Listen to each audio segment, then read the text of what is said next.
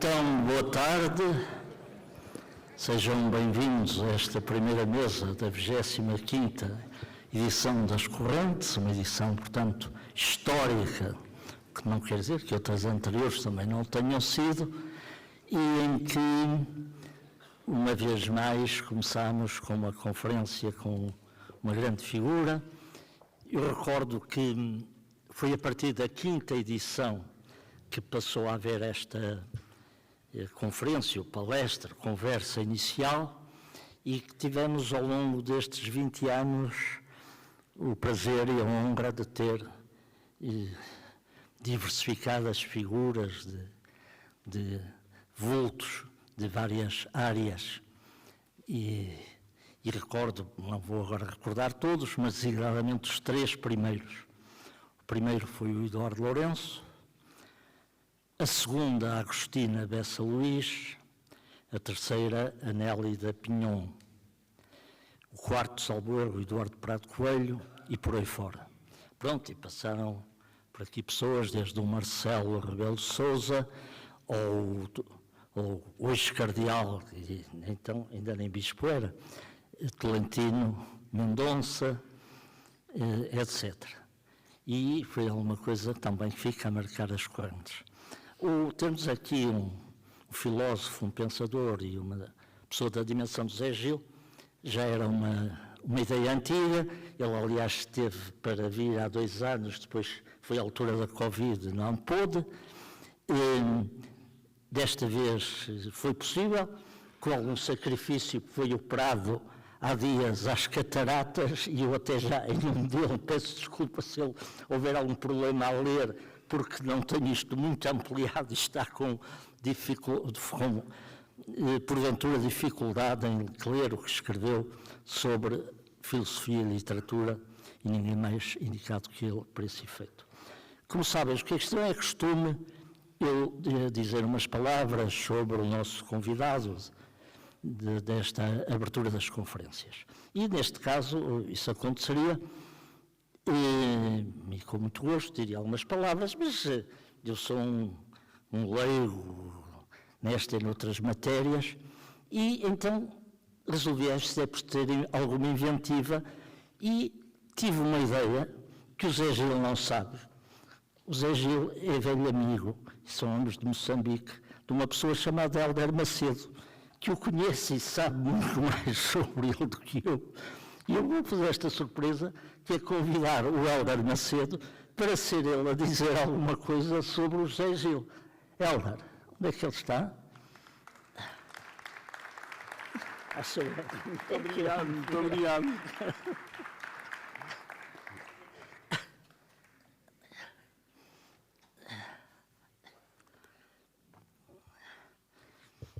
Há quantos anos é que se conhecem? Bem, Não quero dizer... conhecemos-nos há...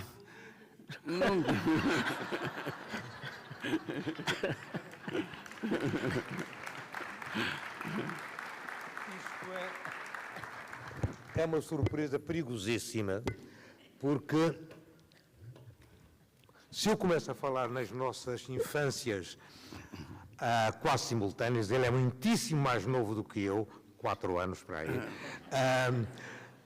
não paro, quer dizer, estou a falar de países que já não existem, em circunstância que não existe, mas foram extremamente semelhantes, tivemos infâncias muito, muito semelhantes, com os nossos respectivos pais, funcionários coloniais, as nossas mães intelectuais nos trópicos, que são coisas assim, e depois, ao longo da vida, demonstramos que aquilo que nos ensinaram na escola primária era mentira, que as linhas paralelas se encontram, porque nós nos encontramos muitíssimas vezes ao longo dessas nossas vias paralelas que muitas vezes convergiram. E, bom, eu de filosofia não sei nada, só comecei a ler o Gilles Deleuze porque ele me influenciou e gostei, enfim. Mas eu lembro-me do José como escritor em língua francesa, romancista. Extremamente arguto, há um romance que eu nunca esqueço, em que dá perspectivas infantis perfeitamente extraordinárias, únicas. Depois escreveu uma coisa que eu achei que era o título desperdiçado em francês, mas que funciona em português, e acho que foi traduzido, O Cemitério dos Prazeres, por exemplo. Depois escreveu um livro que eu, por acaso, estive a reler há pouco tempo, sobre monstros, em que especula precisamente sobre esses potenciais que todos nós temos em nós próprios de sermos outros, não é? E de sermos diferentes. E se calhar monstruosos, exceto que já somos sem se notar. E depois, evidentemente, a carreira filosófica e, sobretudo, julgo eu, dos estudos mais importantes que foram feitos no nosso país, e não só, sobre Fernando Pessoa. Como todos sabemos, Fernando Pessoa tornou-se numa espécie de hiperindústria nacional. Os estudos pioneiros que mais iluminaram em si, mais ou menos na nossa geração, claro que também havia o Eduardo Lourenço, sobre Fernando Pessoa, acho que foram do José, Gil. Eu acho que uma das fotografias mais recentes que eu tenho contigo era nós de bicicleta e de calções, antes de usar bengala, percebes? É ótimo. Mas viemos ouvir o José, eu com imenso gosto, é uma belíssima coincidência, mais uma vez as linhas paralelas a convergirem, e se me permites, em nome do nosso anfitrião, bem-vindo, José. Um prazer. Muito obrigado. Muito obrigado. Eu só posso agradecer, não é uma boa palavra. Mais do que isso ao Hélder, o que ele acaba de dizer. O Hélder, que é uma pessoa extraordinária, é preciso conhecê-lo como extraordinário. Mas não vou falar no Hélder, vou falar nele, falando também da literatura. Eu queria, antes de começar, portanto, obrigado, Hélder, agradecer ao Sr. Presidente da Câmara e Vice-Presidente o facto de estar aqui, que me honra, e muito especialmente ao José Carlos Vasconcelos, que me convidou e insistiu, e por isso lhe agradeço. O prazer é todo meu. Bem, eu vou falar de literatura e filosofia. Serei certamente demasiado sucinto, mas vou tentar ser claro. Uma constatação banal. Grande parte da literatura mundial está profundamente impregnada de filosofia. Desde a epopeia de Gilgamesh, na Mesopotâmia, nos finais do segundo milénio antes de Cristo, até Goethe, o Fernando Pessoa, passando por Homero, pelos dramaturgos gregos, Dante e o Marquês de Sade, a escrita literária alimentou-se constantemente dos mais variados temas filosóficos.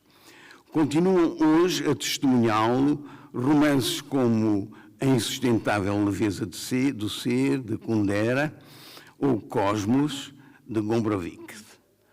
Qualquer coisa na vocação interna da literatura a atrai para a filosofia.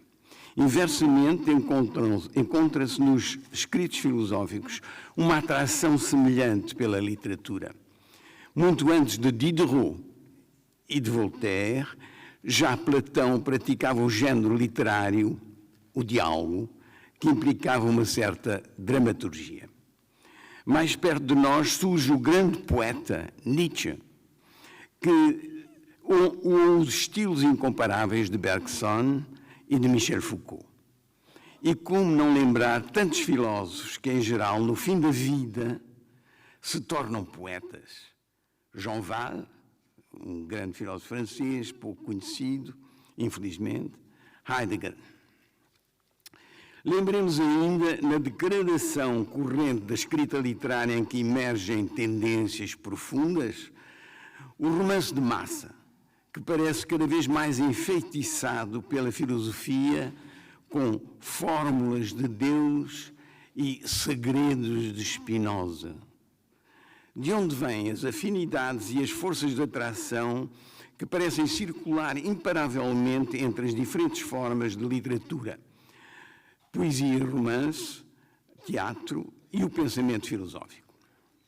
Para ver mais claro nesta problemática, consideremos um pequeno texto de Fernando Pessoa, no livro do Desassossego. Cito, é uma longa citação. A metafísica pareceu-me sempre uma forma prolongada de loucura latente. Se conhecêssemos a verdade, vê-la-íamos. Tudo mais é sistema e arredores. Basta-nos se pensarmos em incomprehensibilidade do mundo, do universo. Querer compreendê-lo é ser menos que homens, porque ser homem é saber que não se compreende. Na falta de saber, escrevo e uno os grandes temas da verdade, alheios conforme, isto é assim, mas conforme as exigências da emoção. Se a emoção é clara e fatal, falo naturalmente dos deuses. E assim a enquadro numa consciência do mundo múltiplo. Se a emoção é profunda, falo naturalmente de Deus. E assim a engasto numa consciência una. Se a emoção é um pensamento, falo naturalmente do destino. E assim a encosta à parede, com uma variante. Assim a deixo ir como um rio servo do seu próprio leito. Umas vezes o próprio, ou mesmo, ritmo da frase exigirá deuses e não Deus. Outras vezes impor-se-ão as duas sílabas de deuses e mudo verbalmente de universo. Muitas vezes pesará, é um erro dele, pesará ao contrário as necessidades de numa rima íntima, um deslocamento do ritmo, um sobressalto de emoção, e o politeísmo ou o monoteísmo amolda-se e prefere-se. Os deuses são uma função do estilo. Fim de citação. Numa leitura rápida, pode-se julgar que Fernando Pessoa reduz a importância da metafísica para a poesia a uma mera questão formal. Deus é uma função do ritmo, o poeta usa Deus e deuses como puros elementos linguísticos, palavras de uma ou duas sílabas em conformidade com as exigências rítmicas da emoção e do estilo. Como se o próprio sentido de Deus e de deuses em nada contasse para a construção poética. Não estão em jogo a crença no e a verdade do monoteísmo e do politeísmo, questões que só os metafísicos loucos colocam. Apenas interessam as necessidades do estilo. Mas qual o peso aqui da emoção? Não é um elemento neutro e insignificante do verso. A emoção pode ser, em certos casos, clara ou profunda, ou ainda um pensamento, por exemplo, a ideia de uma corrente inexorável de acontecimentos, o destino. Ora, uma emoção profunda tem um sentido suscitável pelo vocábulo Deus, porque no seu uso comum, este tem um sentido profundo, independentemente de se acreditar ou não na existência de Deus. É esse sentido que, engastado na emoção, vai emprestar ao verso um certo tipo de ritmo, cuja pulsação depende do sentido daquele vocábulo. Se Deus é uma questão de ritmo, o ritmo, aquele ritmo, é uma questão de Deus. Deus, deuses e, na verdade, as palavras em geral mudam de natureza quando inseridas num poema. Tornam-se híbridos, meio significantes e meio significados, mas invertendo a ordem de subordinação habitual. É o significante, o som, o ritmo, que condicionam o significado, o qual reage retroativamente sobre o primeiro. O ritmo, tornado profundo pelo sentido de Deus, deixa de ser um ritmo qualquer, especifica-se, transforma-se num ritmo determinado. Em que é que o significado de Deus se transformou? Cessou de ser o Deus da fé e da religião e, sem dúvida, também o Deus dos filósofos. Tornou-se mais um ritmo profundo do que o ser supremo, omnipotente e omnisciente da crença religiosa, mas também mais indefinido e mais próximo. Se suscita a adesão do leitor, não será enquanto objeto de um culto, mas como emoção particular, contagiante. Estamos muito longe da filosofia, aparentemente. Retenhamos do texto de Bernardo Soares que o ritmo e a emoção na escrita poética condicionam o sentido das palavras. Como caracterizar este sentido adquirido graças ao ritmo e à emoção? Olhemos para um romance. Lévi-Strauss, o etnólogo francês, genial, observou que o romance moderno, mas herdeiro das histórias e sagas medievais, veio substituir as mitologias que desapareceram da cultura europeia. Um romance teria então funções semelhantes às dos mitos. Uma mitologia é um sistema de forças. Os deuses e os seres mitológicos personificam potências da natureza e do cosmos que dão origem e provocam o nascimento e a morte, a irrupção e o destino das pulsões e paixões humanas. As narrativas míticas têm a propriedade de explicar, ou melhor, de fazer compreender as razões e os mecanismos que provocaram tal acontecimento, tal afeto, tal ação ou pensamento. Na realidade, as mitologias mostram como se encadeiam as forças do universo, construindo uma teia de eventos e relações que ligam a ordem cósmica à ordem humana e social. Teia que traça um mapa móvel do funcionamento das forças de todo o tipo. Encarada sobre este ângulo, confirma-se a pertinência da comparação de Lévi-Strauss. O romance é uma espécie de mitologia. A narrativa romanesca conta uma história em que as personagens lidam com as mais variadas forças e em que os acontecimentos mais distintos e afastados, por exemplo, uma tempestade e uma separação amorosa, se ligam e condicionam. De certo modo, o romance desenrola diante dos olhos do leitor o mecanismo das forças que impulsionam as ações das personagens e dão origem aos acontecimentos. Não são potências cósmicas, como as forças da mitologia, mas igualmente incontroladas pelos seres humanos, forças psíquicas, físicas, sociais, políticas, afetivas. Tal como as narrativas mitológicas destinadas a uma audiência coletiva, os romances visam a leitura individual ou em grupo. Neste plano, a transmissão oral e a leitura a transmissão oral dos mitos e a leitura do romance induziam ambos a aprendizagem das ações e das emoções dos ouvintes e leitores. Aprender a agir como os heróis do mito e a sentir com as personagens dos romances, eis um efeito comum aos dois tipos de narrativa.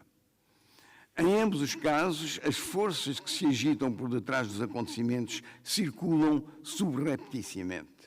Ora, o não verbal, a prosódia de um poema, por exemplo, não é asignificante. Pelo contrário, tem a extraordinária propriedade de combinar duas realidades muito diferentes, as imagens e o pensamento. Por exemplo, uma pintura encerra pensamento nas suas imagens. E é uma certa forma de pensar por imagens. A arte compõe um material não verbal, imagens sonoras, visuais, táteis, sensações sinestésicas e proprioceptivas no dançarino, no bailarino, por exemplo, em sequências emocionais de pensamento. O pré-verbal de uma poesia contém força e sentido amalgamados. Através de um jogo estudado de intensidades líricas, épicas, dramáticas ou mesmo neutras, como nos fragmentos poéticos modernos ou romances do Beckett, por exemplo, o texto literário põe em movimento oposições, embates e lutas, encontros e simbioses de sentimentos, miríades de forças que se cruzam e se afastam. Se lidam essencialmente com forças, se visam, afinal, desenhar mapas dinâmicos de potências não verbais, não se poderá dizer que a literatura cria um espaço de pensamento aquém das palavras. Como sabemos, a todo o texto literário subjaz uma ordem ou rede de forças não verbais que abram um outro espaço, que não o das imagens verbais e das cenas de intriga. Nesse espaço, os trajetos e a circulação das forças tomam um sentido imanente. Pensam, são forças sensíveis de pensamento, como as que emanam de um quadro ou de as figuras mitológicas. São elas que definem as emoções profundas do Deus poético de Pessoa. São ritmos que significam e falam por si. Ritmos que podem combinar-se com ritmos cósmicos. Uma canção de embalar responde à força dos ritmos circadianos que induzem o sono. Isto, que vale para a poesia e o romance, estende-se ainda mais claramente ao teatro e a outras formas de performance que utilizam a linguagem verbal, a qual se encadeia mesmo e às vezes mesmo se incorpora nos gestos, sons e movimentos do corpo e da composição do espaço cênico. Assim, num outro regime, mas de modo análogo às artes não verbais, a literatura mergulha, explora e trabalha o material pré-verbal para dele extrair emoção, pensamento e sentido. E com ele deslizar imperceptivelmente para o cosmos. Consideremos agora, é uma parte um bocadinho mais difícil, creio, para os que não estão habituados a ler filosofia. Portanto, peço um bocado uma indulgência. Consideremos agora um texto do filósofo Gilles Deleuze sobre o objeto da filosofia. Cito: a filosofia não é contemplação, nem reflexão, nem comunicação. Criar conceitos sempre novos é o objeto da filosofia.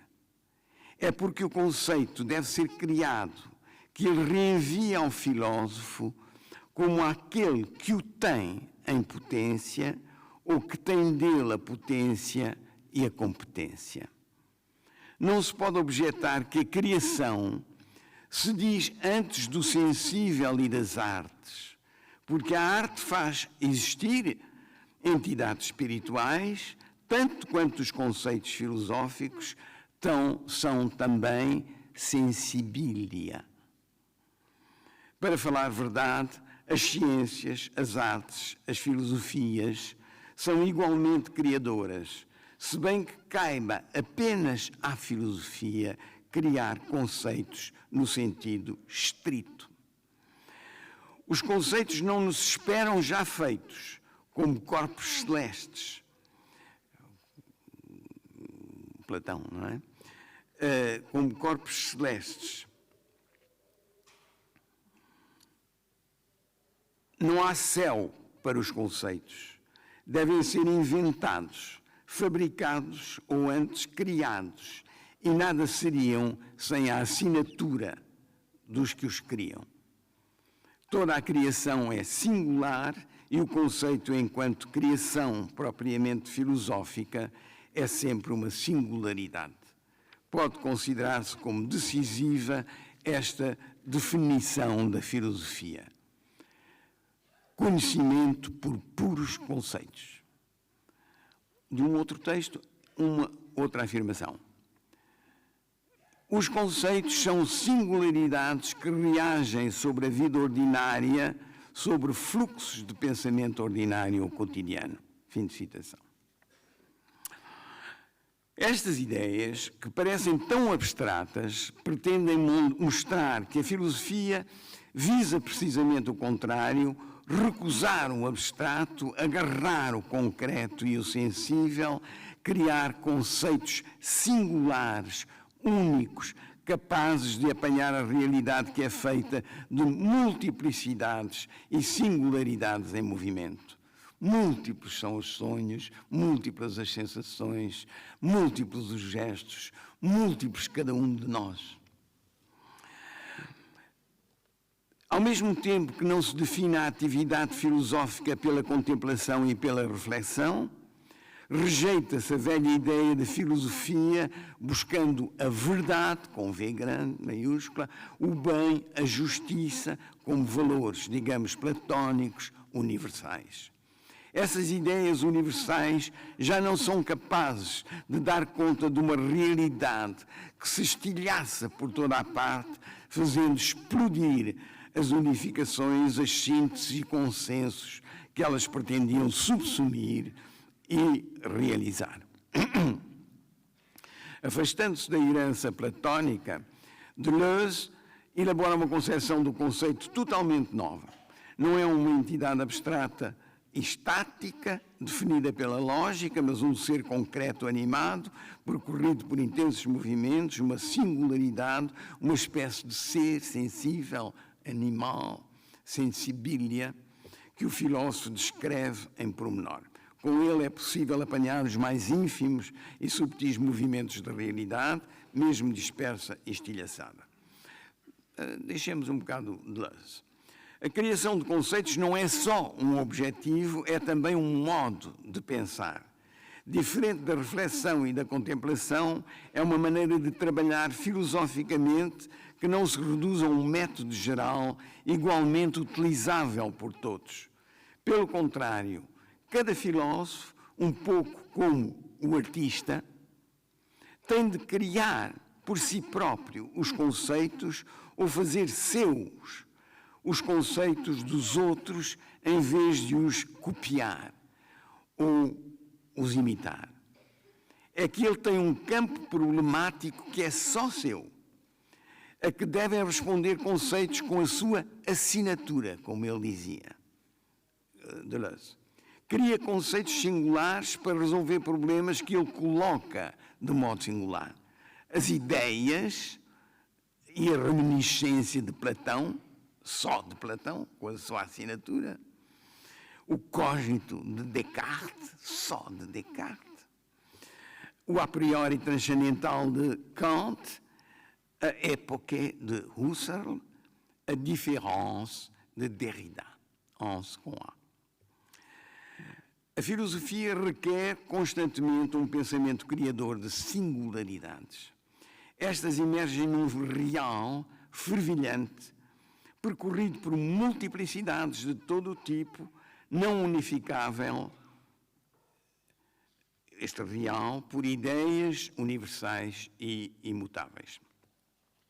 Nem por isso a filosofia deixa de tratar os grandes temas tradicionais que a opinião continua a julgar constituírem o seu objeto específico: o ser, o tempo, o espaço, o bem e o mal, o belo, a existência, a morte, etc.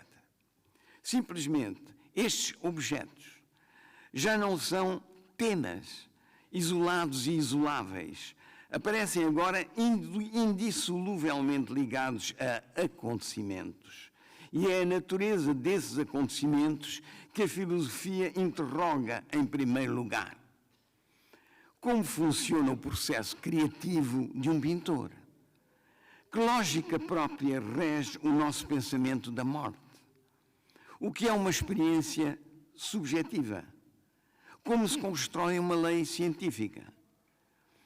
Num acontecimento, a filosofia encontra multiplicidades e fenómenos dispares em movimento e em devir, produzindo singularidades.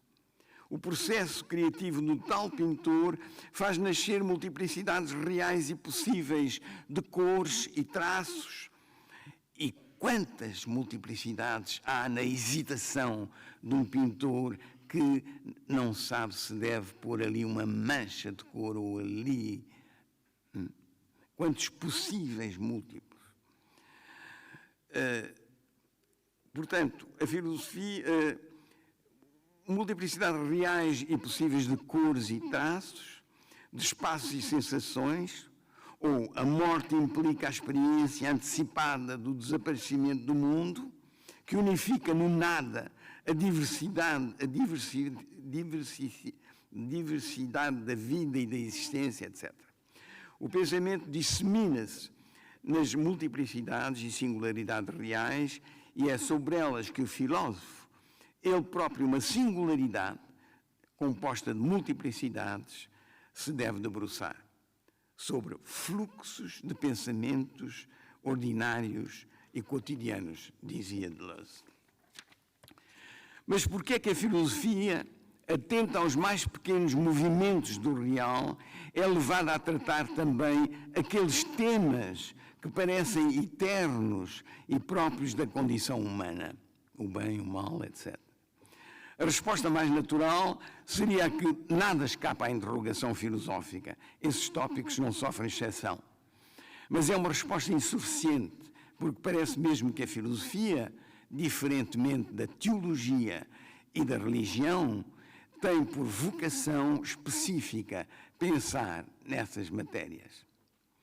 Veremos mais claramente isto, que parece misterioso, se analisarmos um pouco a noção de singularidade. É uma coisa simples. O que é um ser único? O que é uma coisa única? O que é uma singularidade? Ela não se diz apenas de um sujeito, e neste não vem da pessoa, do eu ou da alma. Diz-se também de coisas, de pedras, de paisagens, de horas do dia, de sons, de acontecimentos e fenómenos. E num corpo, a unicidade, não vem da unidade orgânica, a totalidade que é mais do que a soma das partes. Unidade não significa unicidade. A singularidade não implica só uma ruptura, mas também uma ligação a elementos diferentes num processo incessante de singularização. Quer dizer, não há uma singularidade única, estática, parada. Há um processo em que nos tornamos, ou a coisa se torna singular. Quanto mais relações, interações, combinações tiver, mais diferente e mais única será. A ideia de que a unicidade está associada à complexidade de laços e relações compreende-se como um movimento cada vez maior de diferenciação, que não se estabelece abstratamente, mas nas relações concretas com outras coisas e seres. Como escrevia Fernando Pessoa num texto filosófico, devir si próprio implica, cito, sentir-se ou ser o mais completamente si próprio, relacionando-se o mais possível com os outros. Fim de citação. Quanto mais numerosa e complexa for a rede de laços em que me insiro, mais probabilidades tenho de me singularizar. Mas não é a complexificação das ligações que define a singularidade. Não basta uma coisa entrar numa rede para se tornar singular. Uma pedra ou um sorriso com relações múltiplas com outras pedras ou outros sorrisos não se torna, por isso, singular. Quando é que uma coisa inerte, uma pedra, devém singular? O que faz com que uma pintura, mais do que outra que não passa de uma cópia, se torne única.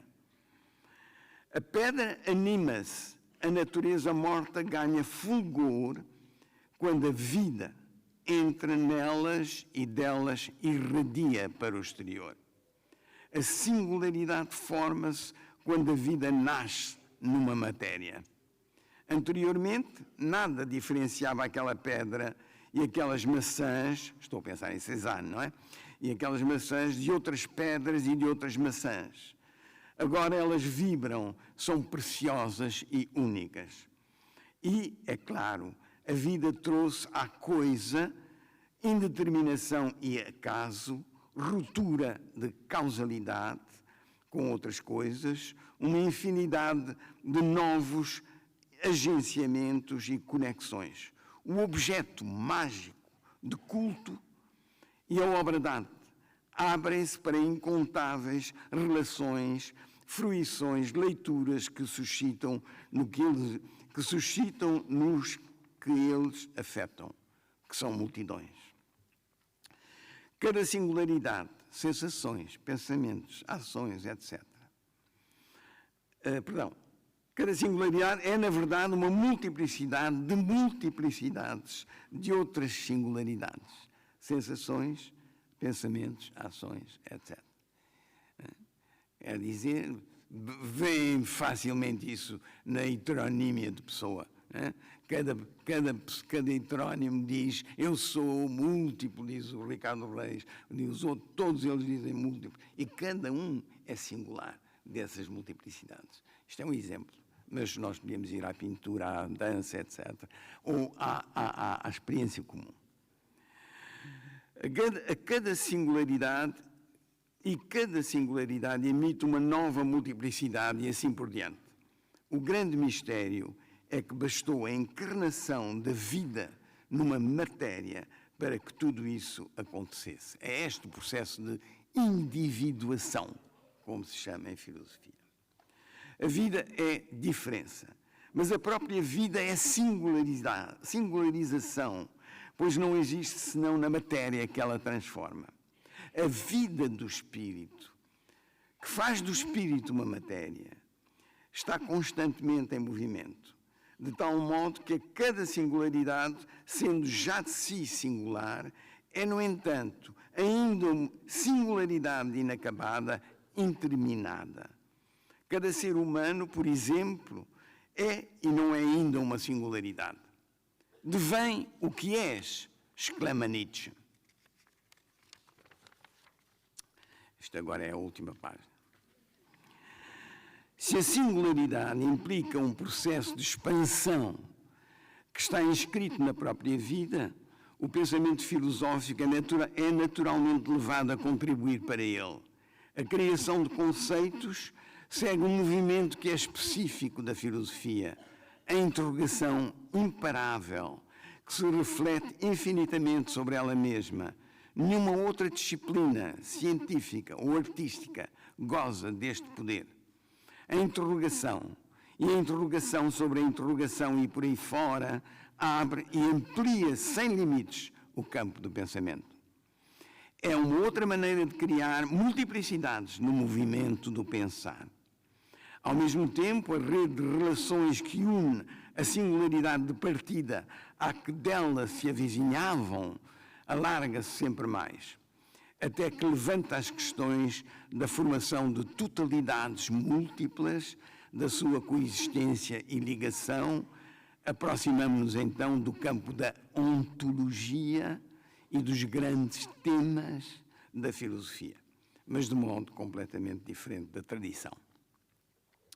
Aqui entra-se em terreno movediço, porque a tendência da interrogação filosófica visa a construção de sistemas, não de sistemas de verdades, mas de multiplicidades encadeadas com um certo rigor. Ela penetra necessariamente no plano da mitologia e da literatura, isto é, das grandes visões imanentes. O seu rigor não é idêntico ao da escrita e do pensamento literários, mas ambos tratam de forças, umas que movem e animam conceitos singulares, outras que drenam emoções por meio de signos e símbolos, literatura, não é?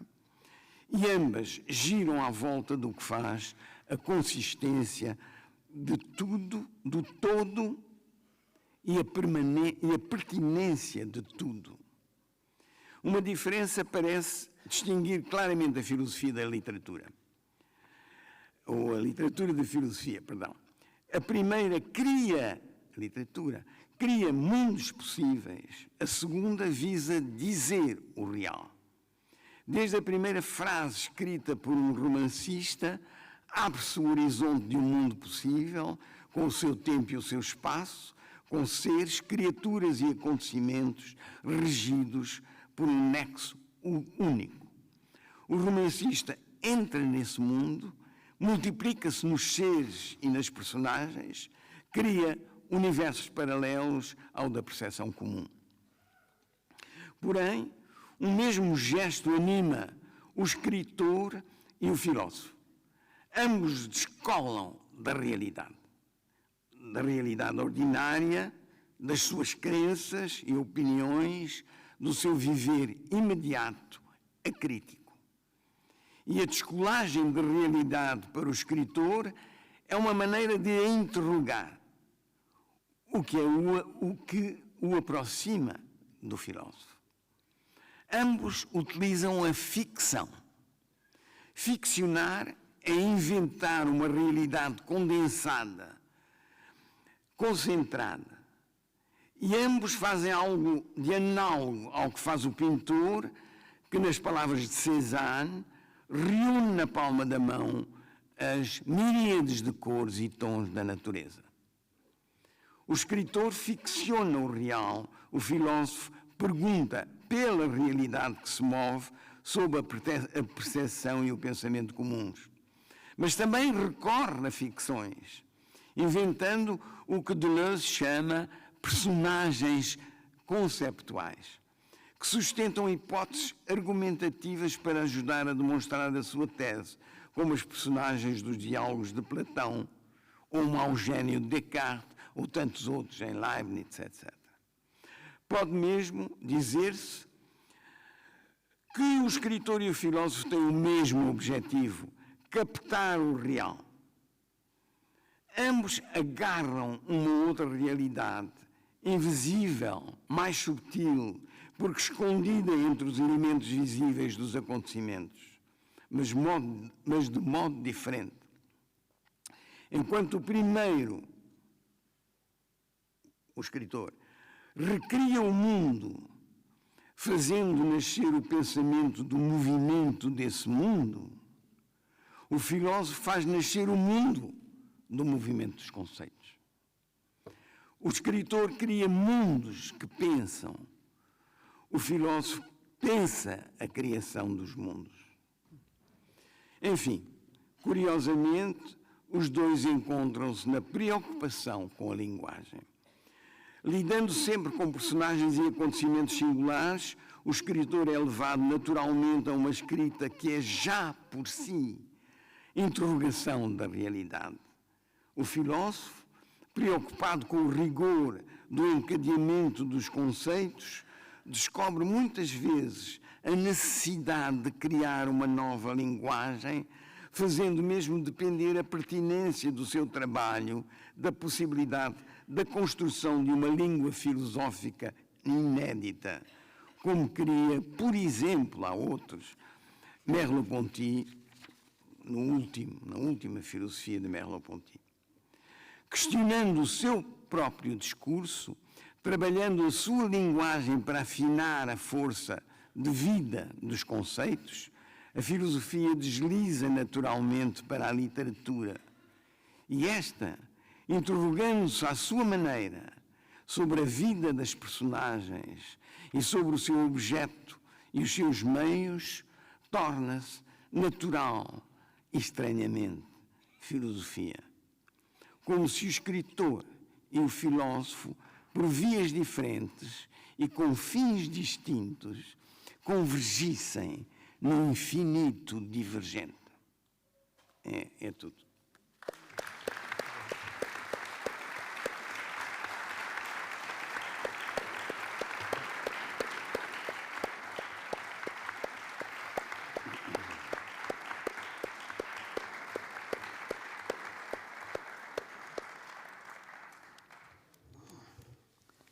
Muito obrigado, José Gil, pela sua, a todos os títulos, excelente intervenção, e em que nos falou de uma forma tão profunda e, ao fim e ao cabo, mais que alguns temeriam, compreensível, que é, obviamente, fazendo um esforço nesse sentido, e nomeadamente um esforço de linguagem, porque nós, como estamos em coisas de literatura, obviamente não passou despercebido a qualidade estilística desta sua intervenção, como dos seus textos, e que demonstram também esse seu apego à literatura, como à pintura, mas isso já lá iremos.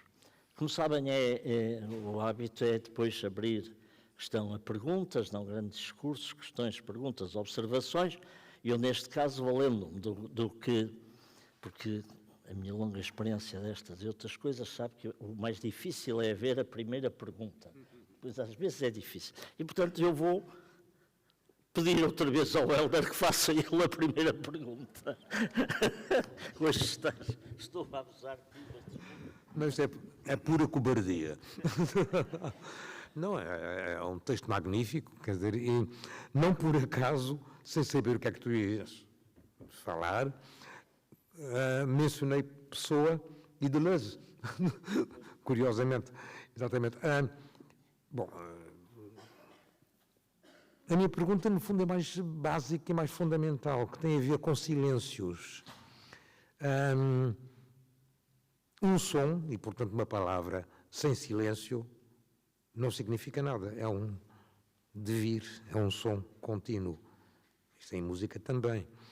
Uma pintura sem espaços em branco não é uma pintura, por muito que as pessoas pintem inteiramente uma tela, aí há outros pressupostos.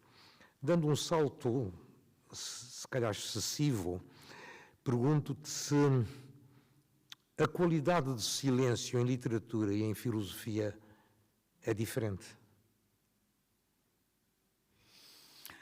Bem, imediatamente o que me vem ao espírito é que, possivelmente,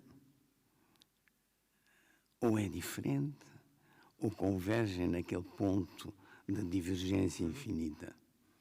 O que significa realmente que escapo à pergunta, escapo a ter uma resposta clara, mas mostraria como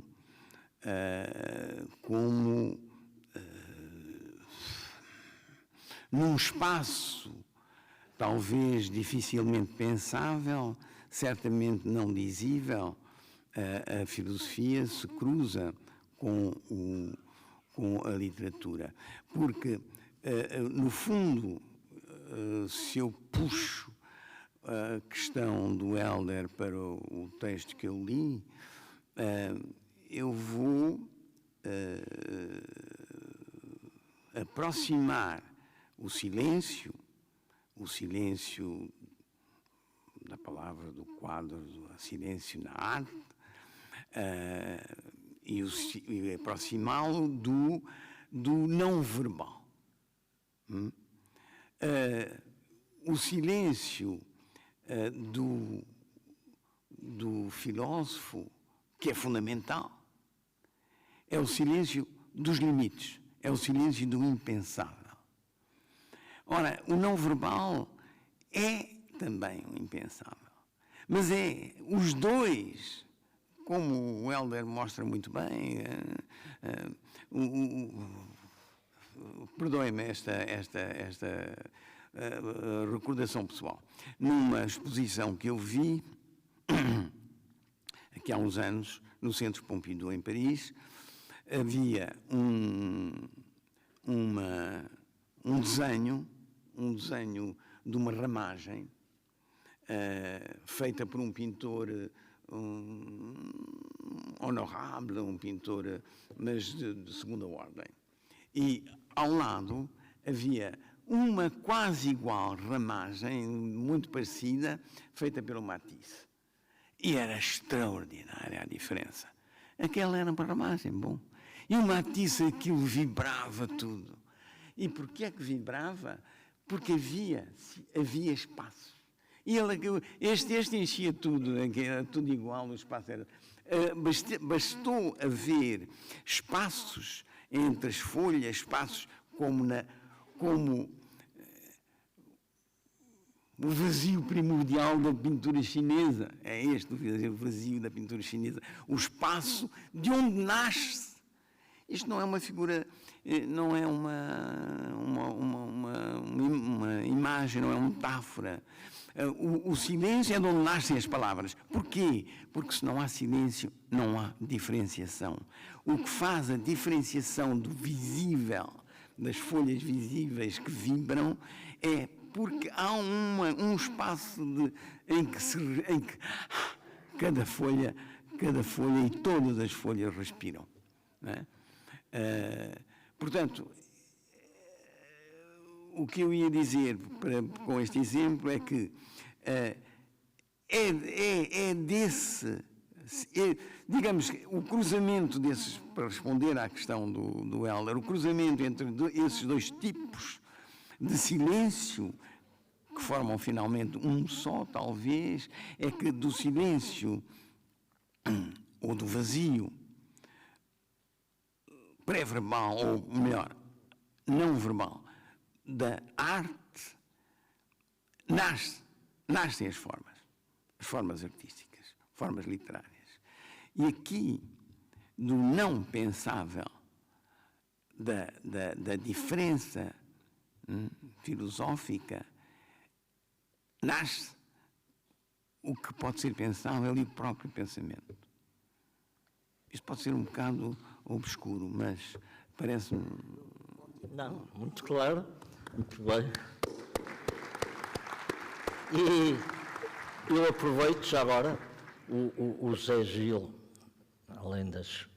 pode, não sei se bem falar especificamente filosófico, ou que não, tem muito bem das coisas, como é ter literatura, ou pessoa, tem escrito muito e muito bem sobre pintura, e ainda há pedaço aquilo. O Afonso Pinhão falava com o imenso do seu ensaio sobre o Ângelo de Sousa.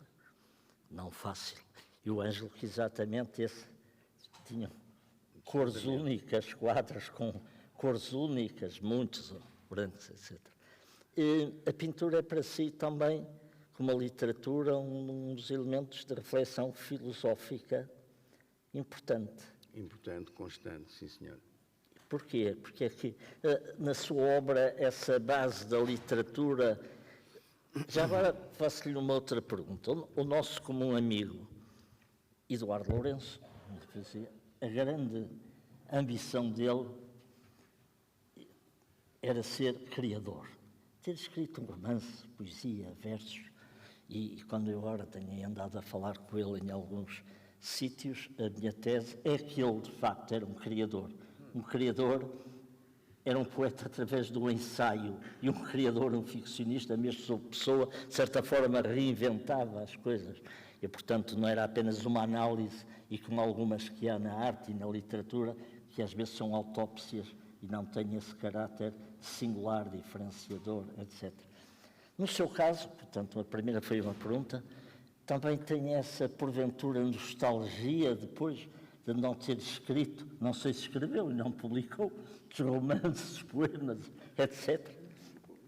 Sim, publicou esse primeiro que te referiste, mas depois, mais já... Não, mas é diferente. Quer dizer, eu nisso sinto que estou muito longe do Eduardo Lourenço. O Eduardo Lourenço é um caso muito complicado. A relação dele à filosofia, ao pensamento, eu acho que não é simples. Até porque ter-se-ia para analisar bem, examinar bem, parece-me o caso Eduardo Lourenço e o pensamento do Eduardo Lourenço, há que fazer aqui uma série de distinções que nunca se fazem realmente. Quer dizer, o que é um pensador? O que é um filósofo? Não é a mesma coisa. O pensador pensa. Bem, o pensador tem ideias. O filósofo não tem ideias. O filósofo tem conceitos, faz conceitos, pensa. Até pode ter ideias. O pensador até pode ter conceitos, mas é raro. O Eduardo Lourenço criou conceitos ou criou ideias? O que é uma ideia e o que é um conceito? Um conceito é uma singularidade. Um conceito é uma singularidade. Uma ideia será uma singularidade ou não? Não me parece que seja uma. Um pensador pensa, mas pensa do que nós pensamos. Um pensador cria ideias. Tem-se ideias em matemática, em física, tem-se ideias, um pintor tem ideias constantemente, um criador, um literato tem ideias, etc. Eles pensam, mas não são pensadores. Então, o que é que faz? Ora, o Eduardo Lourenço, eu não vou falar muito no Eduardo Lourenço agora, não vou, mas parece-me que há uma evolução no Eduardo Lourenço. Ele era filósofo. A sua vocação primeira era filosofia. Ele produziu filosofia em primeiro lugar. Porque é que me parece, ou estarei aqui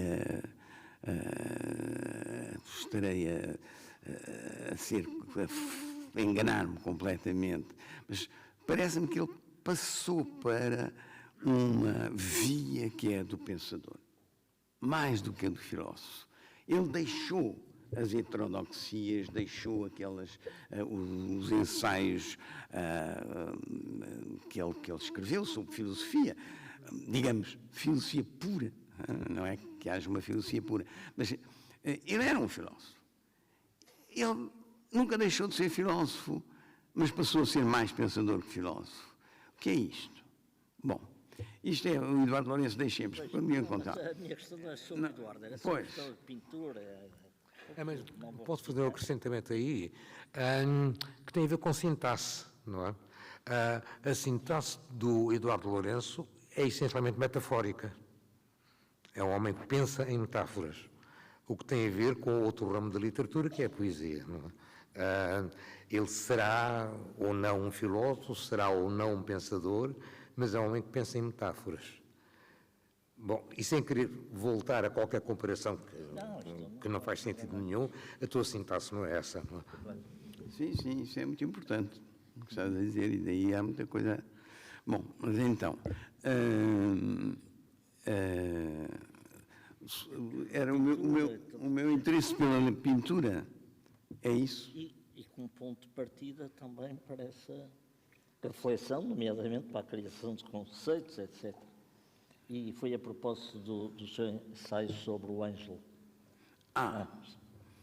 Bem, se há um extraordinário criador in vivo, não era preciso olhar para a sua obra, era o Ângelo, um personagem absolutamente extraordinário. Pessoa extraordinária, constantemente extraordinária. Bem, o Ângelo é um moçambicano, era do nosso liceu, eu conheci o Ângelo há muito tempo. Mas aconteceu esta coisa boa, que é ter um amigo que é um grande pintor. É um privilégio. Ele era um grande pintor e era meu amigo. Bom,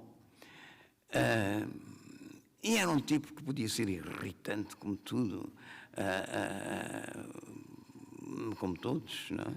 Bom, e de uma generosidade sem limites, ele podia tê-lo. Bom, não foi por causa do Ângelo, eu comecei a interessar-me foi há muito tempo, eu era estudante ainda, de estudantes da universidade, e mesmo em Moçambique já me interessava, nós todos nos interessávamos por... Bem, como é que se faz, digamos, a passagem para uma reflexão filosófica a partir da pintura? Eu direi muito corriqueiramente que em mim o que se produziu foi, tenho a impressão, o facto de ver uma obra, ver um quadro, primeiro implica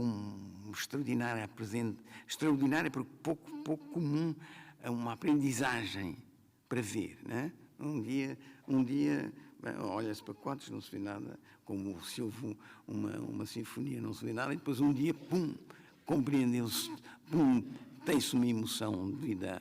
Bem, e a emoção que começou cedo diante de um quadro, que se desenvolveu constantemente durante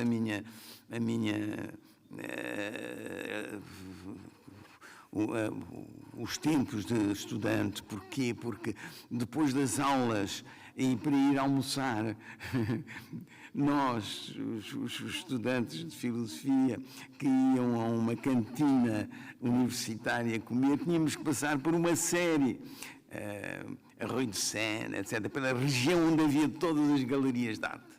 E todos os dias, durante anos, nós fazíamos périplos pelas galerias, sabíamos o que se passava, víamos aquelas... Foi uma constante impregnação com a arte que se produzia a cada instante. Vimos passar os nomes que iam sucedendo com as modas, etc. E, de cada vez, a fruição, em termos simples, a fruição diante de um quadro era uma surpresa. Uma surpresa de isto existe. A surpresa de existir. Aquilo. Como é possível? O que é? E isso é, em filosofia, o fundamento mesmo, como dizia já o velho Platão, a admiração, é mais que admiração, é uma... é isto o quê? E isso é uma... Ponhamos a palavra, é um solo comum, para não dizer uma raiz comum. Quer dizer, a fruição diante de uma obra de arte puxa imediatamente para uma interrogação filosófica. Logo, automaticamente. Fruir é interrogar-se filosoficamente.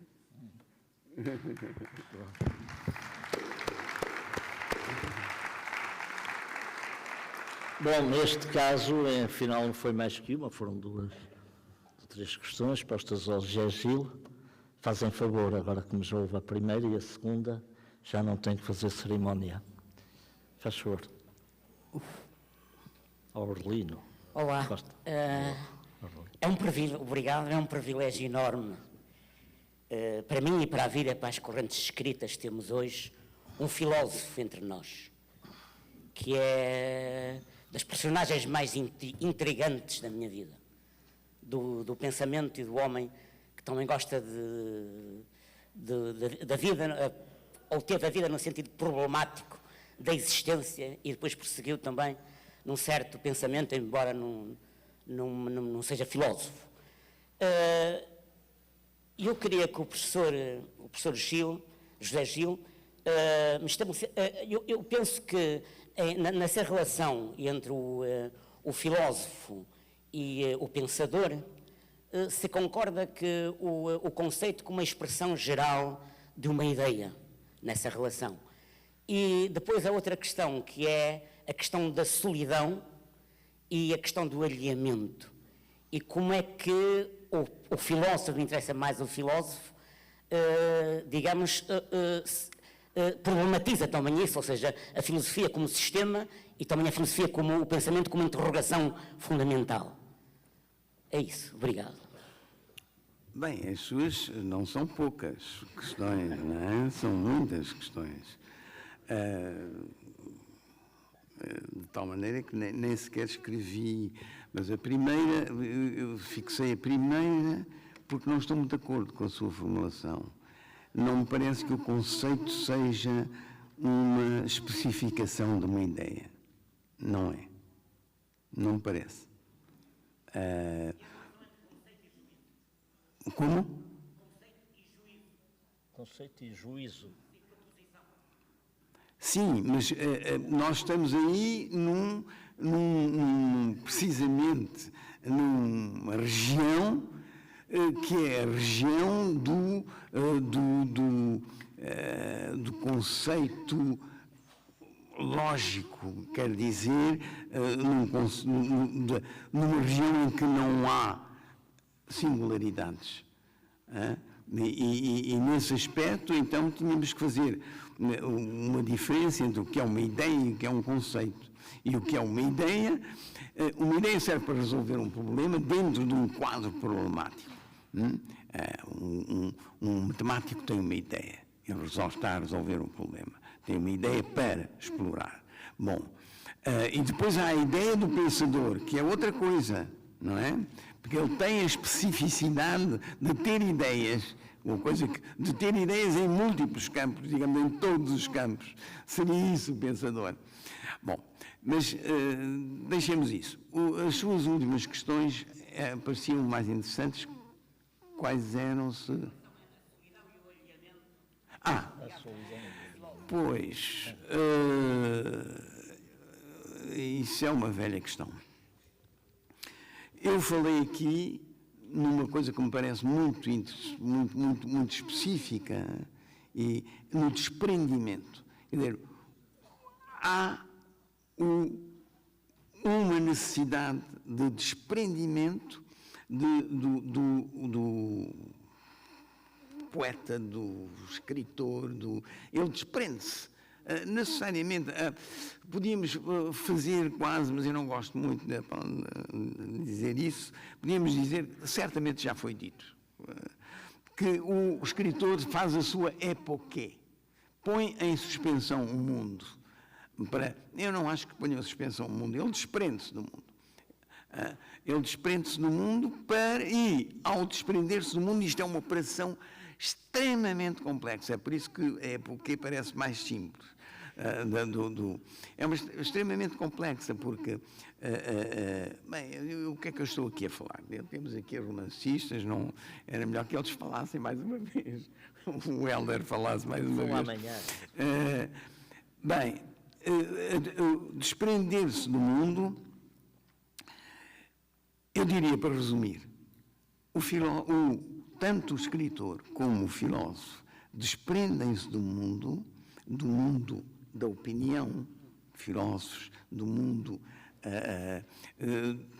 comum, ordinário, do escritor. Né?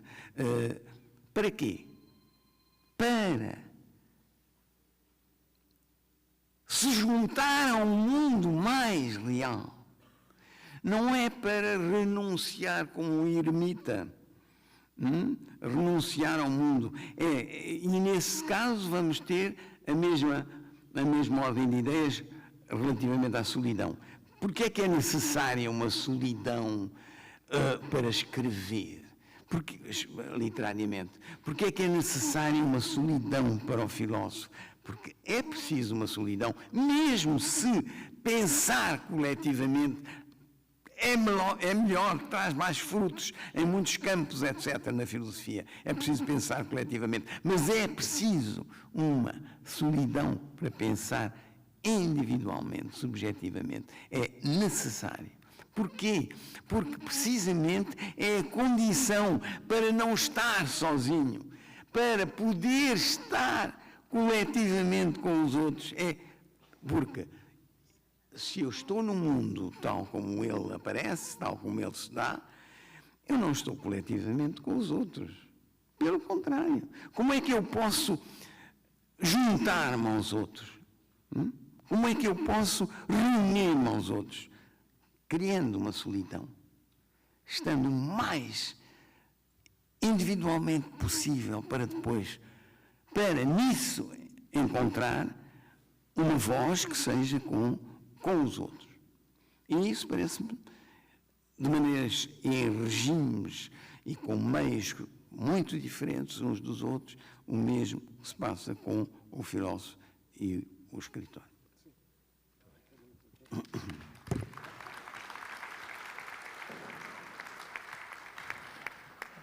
Sr. Professor, És?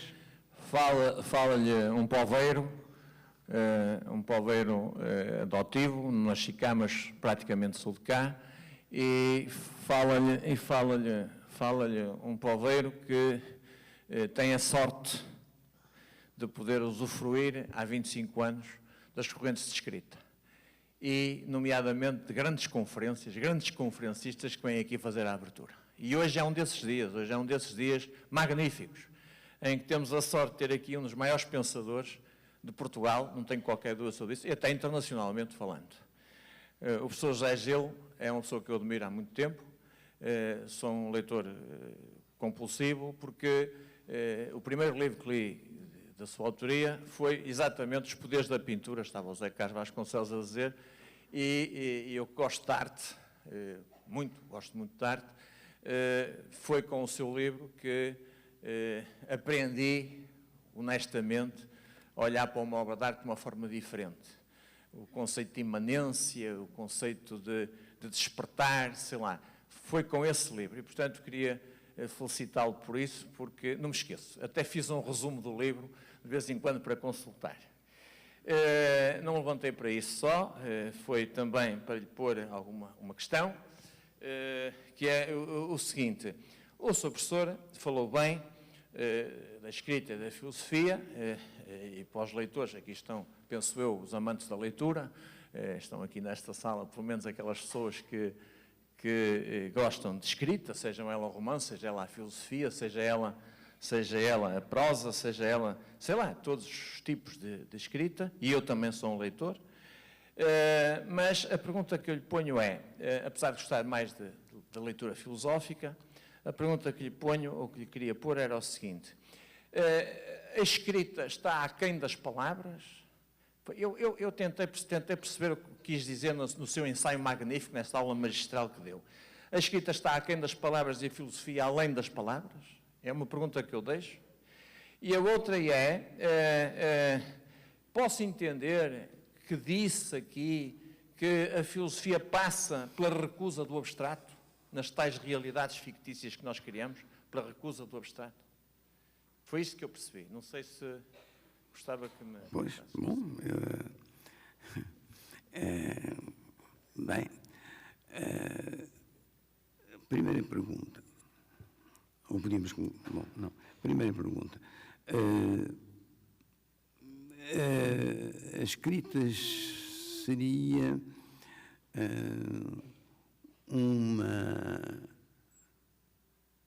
um pensamento aquém das palavras.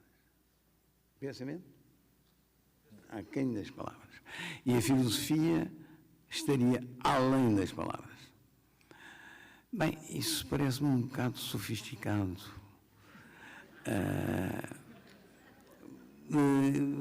A menos que lhe peça eu uma explicitação do que entendo por para além das palavras. Porque se para além das palavras significa um arrebatamento, isto estou a dizer literalmente, sem um arrebatamento místico, eu digo já não. Se é isso, eu digo não.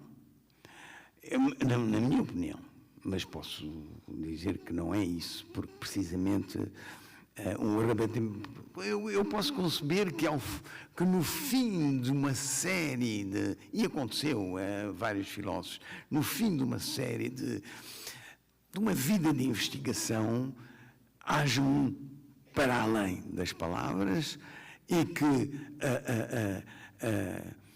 a filosofia de um filósofo termine numa espécie de iluminação e de uma coincidência ou de crença numa coincidência com o objeto absoluto. E então teríamos um além das palavras. Mas isso já não é filosofia. Husserl, já não sei se era foi a mulher de Husserl que contava que Husserl, antes de morrer, mesmo uns tempos próximos da morte, um dia Husserl, uma cabeça totalmente genial, não é mesmo que não se goste do Husserl, O homem criava conceitos todos os dias, era uma coisa extraordinária, fala-se muito nisso, não é? De fervilhar constante de criação. Bom, e que tem uma obra que está por publicar, são milhares e milhares de volumes por publicar. Uns dias antes, próximo da morte, levanta-se e diz com um ar iluminado à mulher: eu vi o cogito transcendental. Bom, ele viu o cogito transcendental. O que é que eu posso dizer? Calmo.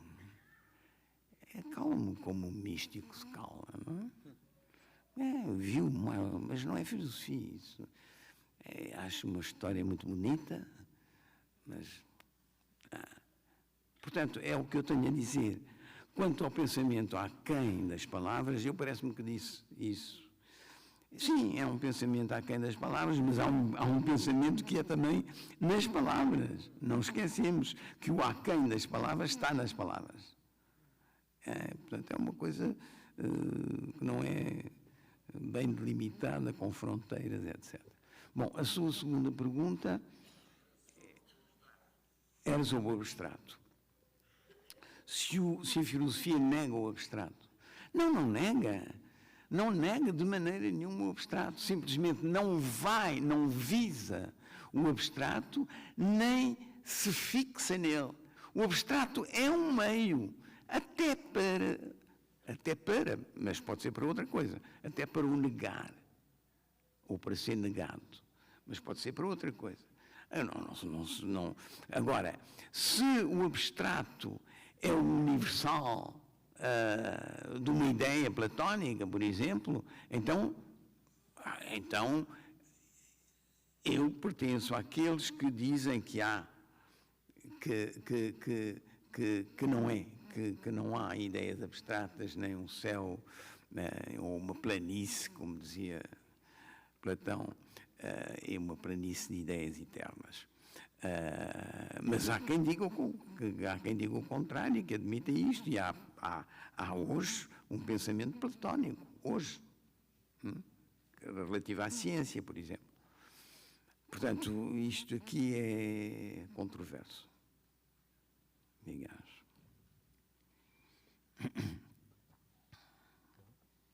Mais alguma questão? Não se acanha. Sr. Professor, boa tarde. Antes de mais, gostava de deixar aqui os parabéns pela excelente aula que aqui nos deixou. E depois de ouvir a primeira resposta à pergunta do Hélder Macedo, surge-me aqui uma dúvida.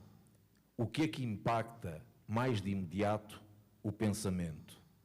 A palavra, o espaço ou o silêncio? Muito obrigado.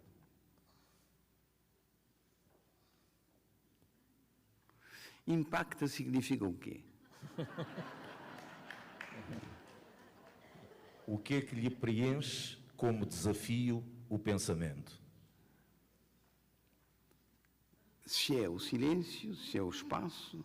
Ou a palavra? Ou a palavra. Bem, eu acho que todos impactam o pensamento, como diz, não é? Mais imediatamente. Mais imediatamente não é certamente mais imediatamente o espaço, não é certamente mais imediatamente o silêncio. Podemos dizer que é a palavra quer dizer o que mais imediatamente aparece como estímulo. Mas a sua pergunta precisa de um contexto qualquer, sabe? Porque isso acontece quando? Como? Nos começos do filosofar, durante a filosofia, durante o filosofar, é variável, com certeza, segundo os filósofos, É tudo o que eu lhe posso dizer. Quer dizer, para uns é muito mais importante o silêncio e imediatamente são mais sensíveis ao silêncio. Para outros, isto chega-se lá. Não é um ponto de partida, não é um ponto... não sei bem como responder. Mais alguma questão? Nós estamos a chegar à hora. Até me admira, Manuel, em não ter feito nenhum sinal. Ou alguém. Mas, como agora haverá uma conversa com a Lídia Jorge comigo, mas eu já agora não resisto, não sei se isto é muito pertinente, e se o Zé Gil está no seu inteiríssimo direito de não dizer nada a este respeito, mas um dos livros dele, até o de maior êxito, se quiser, é um livro que tinha a ver com certas características do povo português que ele analisava e tal. E o último, muito bom, sobre democracia e morte. Está para dizer alguma coisa em relação a esse seu livro de tanto êxito sobre a pátria, a nossa pátria, e sobre a situação anual e os perigos, um bocado mundiais da democracia? Diz-nos alguma coisa ainda que rápido, e obviamente não lhe peço nenhuma análise, que isso dava para outra sua conferência. Eu acho que só posso dizer o óbvio. Parece-me que se há um perigo, se há algo que politicamente está em perigo hoje, é a democracia. E está em perigo por razões óbvias, por uma espécie de subida e envolvência planetária de um espírito que é um contrário do espírito de extrema-direita, que não sabe como envolve o planeta inteiro, e depois tudo o resto se torna perigo para a democracia. A maneira como se responde às alterações climáticas, que é uma ameaça à extinção da humanidade, é um perigo para a democracia. A maneira como se contamina o populismo neofascista na resposta às alterações climáticas, na resposta às novas tecnologias que transformam também e que pode ser um perigo absolutamente terrível também. Isso parece-me uma evidência. Eu estou a descrever o que toda a gente sabe. Parece. Mas ainda bem que o fez. Muito obrigado. Obrigado. Obrigado.